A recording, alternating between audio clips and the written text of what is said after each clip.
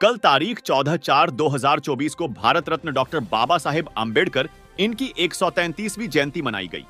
आज उत्तरायणगुहा तालुका एरंडोल जिला झलगांव उत्तरायणगुहा ग्राम पंचायत बाबा साहब के प्रतिमा पर फूल और हार चढ़ा के बाबा साहेब की जयंती मनाई गई।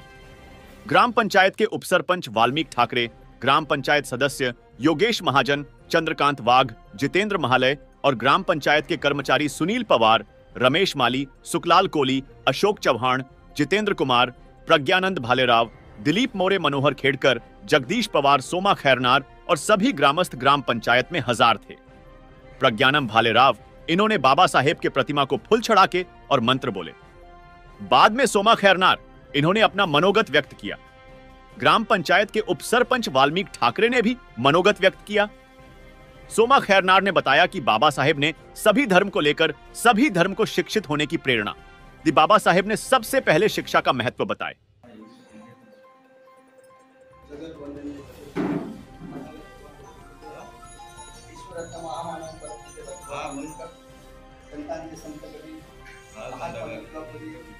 छत्रपती शिवाजी महाराज,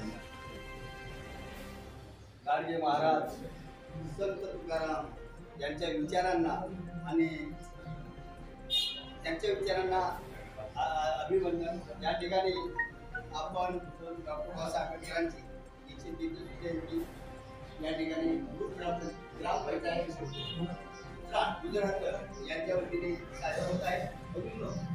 महाराष्ट्र सरकारचा जी.आर. आहे, प्रत्येक गावामध्ये खेड्यामध्ये ग्रामपंचायतीमध्ये डॉक्टर बाबासाहेब आंबेडकरांची जयंती साजरी करण्यात यावी असा जी.आर. आहे। तर त्यांनी साजरी केली नाही त्यांच्यावर कायदेशीर कारवाई करण्यात येईल असं जी.आर. आलेलं आहे। म्हणून या ठिकाणी आपल्या गुजरात ग्रामपंचायतीने डॉक्टर बाबासाहेब आंबेडकरांची जयंती साजरी करण्याचं ठरवलेलं आहे।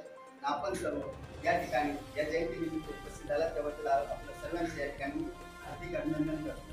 म्हणून बाबासाहेब एक महान व्यक्ती, बाबासाहेबांनी जे संविधान केलेले आहे ते समता, स्वातंत्र्य, बंधुत्व आणि न्याय यावर आधारित केलेले आहे। आता त्या दादांनी या ठिकाणी आपल्या तिने ओळख केली की बाबासाहेबांनी आज बाहेर आहे। ती सत्य परिस्थिती आज समाजामध्ये ज्या जातीपाती तयार केले गेलेले आहेत त्या जातीपाती आपण तयार केलेल्या नाही।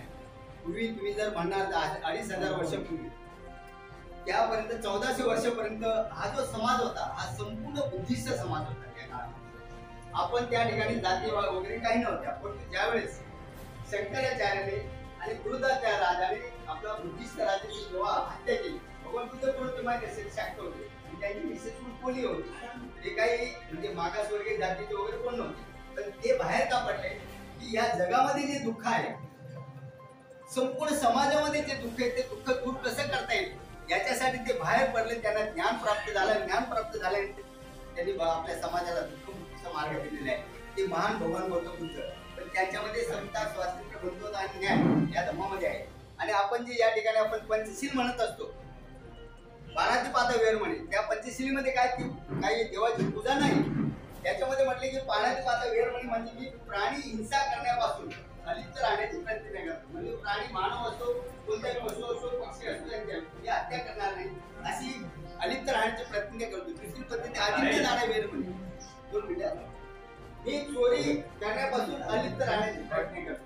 तिसरा आहे कामे सुमित्ते चारा वेर म्हणजे मी काम वासनेपासून शील वर आपल्या माणसाचे जे शील आहे, शीला म्हणतो माणूस चांगल्या पद्धतीने जीवन जगू शकतो, ते शील आहे।